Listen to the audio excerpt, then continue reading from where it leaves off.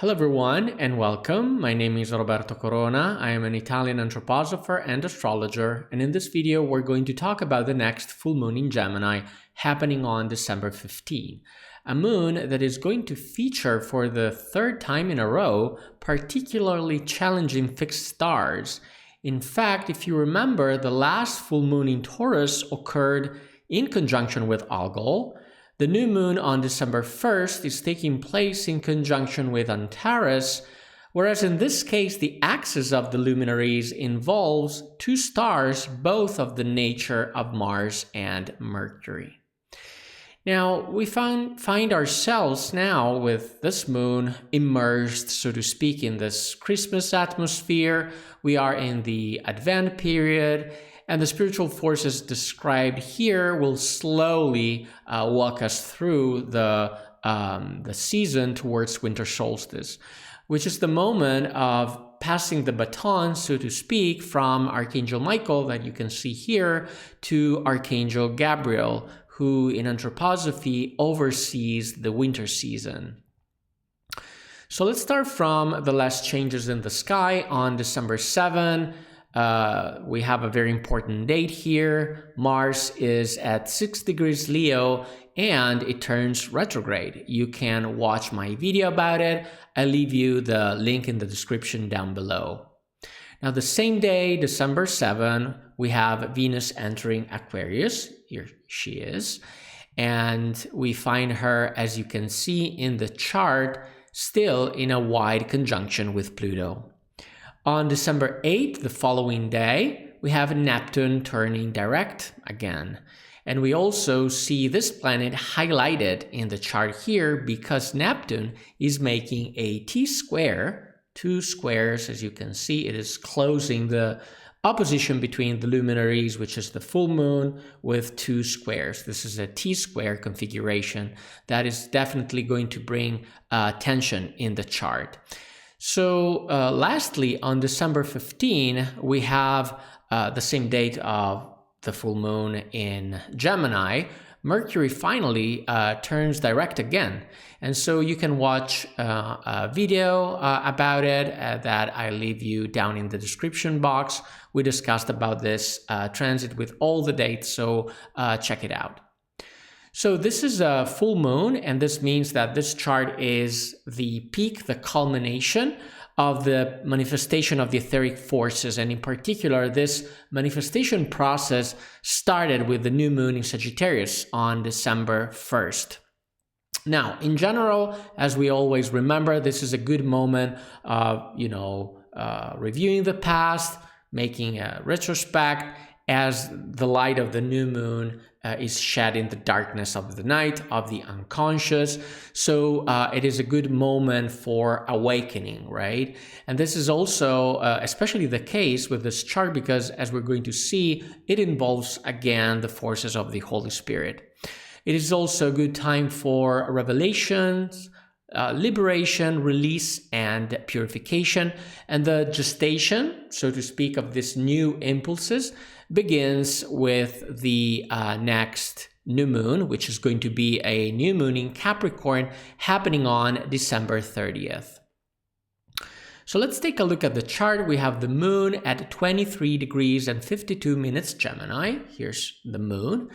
And as you can see, it is shining in the starry image of Taurus. So again, just like the last full moon. It is in a wide conjunction with Jupiter. Here's the conjunction, right? And above all, it is in conjunction with the star Nath of the constellation of Taurus, which is basically this star here at the point of one of the horns of the bull. And Nath is a star that features the natures of both Mars and Mercury, and the name means he who strikes or gores. And this is appropriate because it is sitting on one of the horns of the bull, right?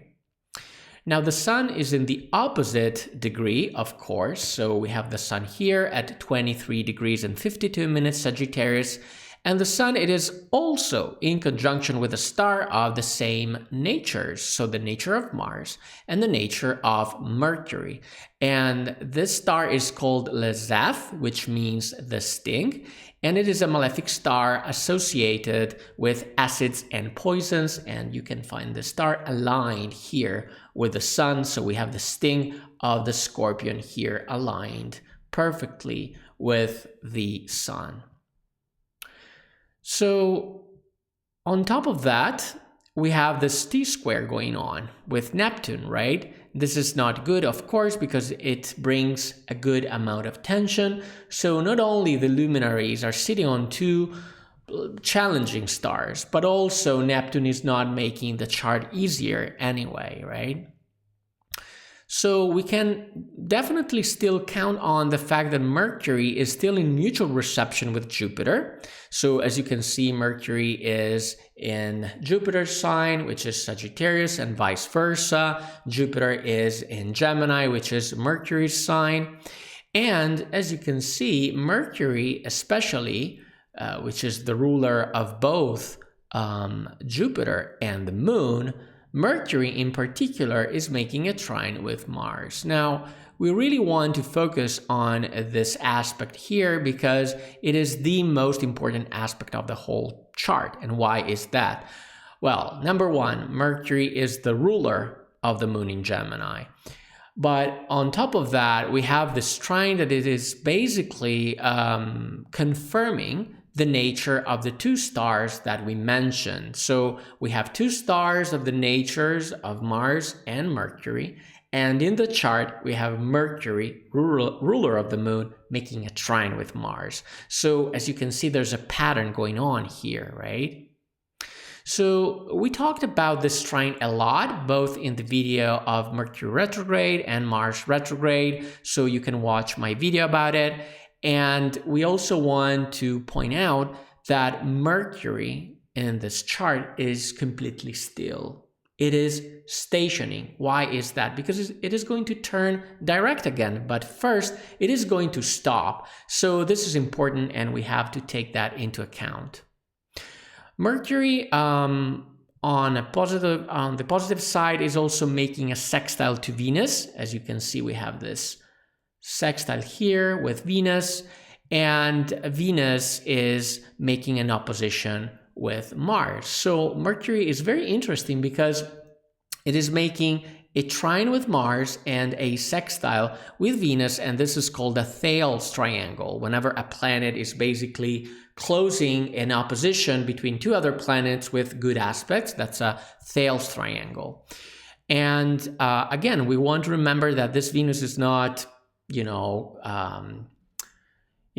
doing great because Venus is still in a wide and separating conjunction with Pluto, and she is making this opposition with Mars. So let's tackle the meanings of the chart, starting as always from the physical meanings.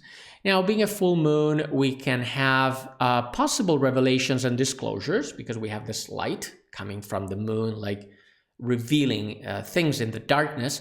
And this is especially the case because this is a full moon in Gemini, and Gemini is the zodiac sign of news, of social networks, of interconnection.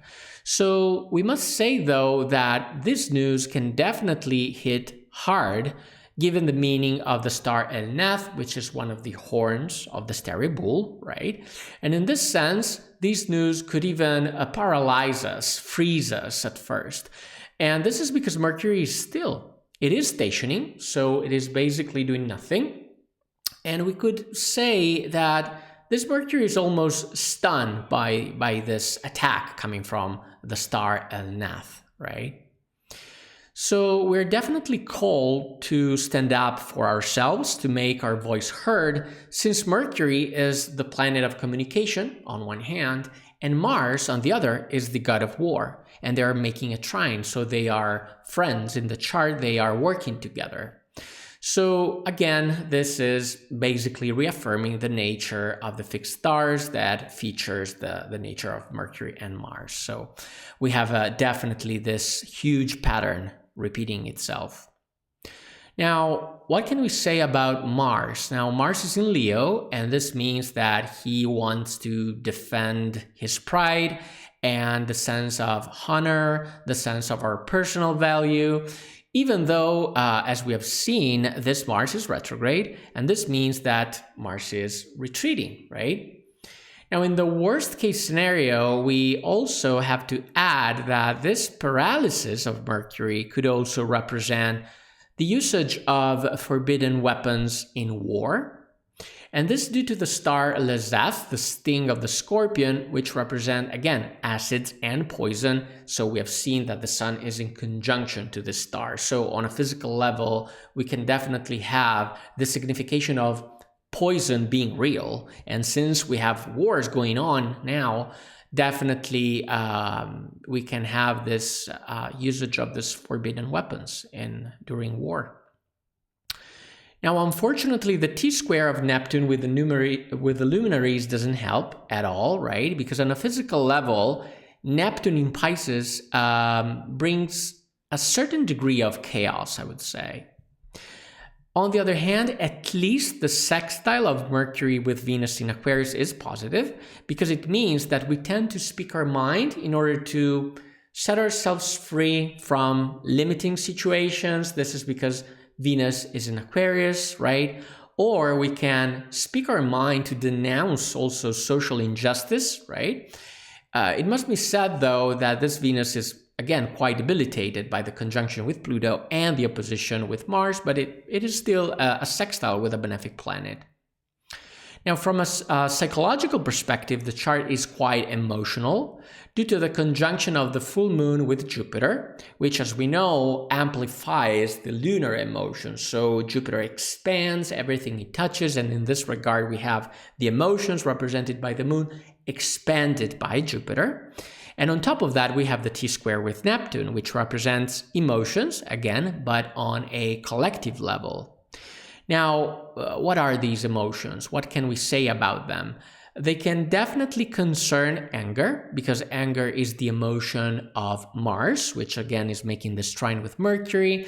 And this means that we could definitely tend to verbalize the conflict, especially because of this two fixed stars again, right? Now, with the star Lesath, we want to be extra careful, though, because we have the signification of poison, right? So this means that we could poison our relationships through what we say, and this is because the star comes with the meanings of acids and poisons, things that are nasty on a verbal level in this case, right? Now, this risk is also confirmed by the poor condition of Venus, which again is trying her best to avoid both Pluto and Mars. Venus in this regard could be very tricky because she could start manifesting her energies through rebellion or by breaking the rules, by breaking the agreements and so on, because agreements are represented by Venus, and she is in the zodiac sign of revolution and change, and so she could be like, no, I don't want to do it, and she could manifest her energies not in a very positive sense, but she could definitely help to, step out of our comfort zone and do something about it, Now, from a spiritual perspective, this full moon, again, it's very interesting because it is shining in the stereo image of Taurus, as exactly as we saw in the previous video of the full moon in Taurus, which was happening in the same constellation. Now, in astrology, this constellation is connected to the forces of the Holy Spirit, and we know that the Holy Spirit, in addition to purifying and preparing the astral body to welcome the solar logos, is also able to provide very powerful healing forces. And for this reason, in a spiritual sense, of course, we have the possibility of conveying these forces, these healing forces, in which way? By speaking the truth, which is a good combination of both Mercury, communication, and Mars, being very, standing your ground and speaking your truth. I find that these significations definitely belong to Mars as well. Now, in this sense, the poison of the star Lesath can become something else, can become a medicine. And why is that? If you think about it, in Greek, the word for poison and medicine is the same, and this word is pharmakon, like pharmacy, right? So everything depends on the dose, really, and how we handle this quote-unquote poison, right? And for this reason, Mercury here, which is in mutual reception with Jupiter, the planet of wisdom, can definitely represent the forces of wisdom of a very specific archangel. And that's Archangel Raphael, because Raphael is the archangel of planet Mercury. And Mercury, in fact, Raphael in Hebrew means God who heals. And so we can turn this poison on a spiritual level into a medicine by speaking the truth and conveying through our speech healing forces. Thanks for watching. As always, if you want to support my work, please like this video, subscribe to the channel, turn on the notification bell not to miss out on future astrological insights. I am Roberto Corona. See you in the next video.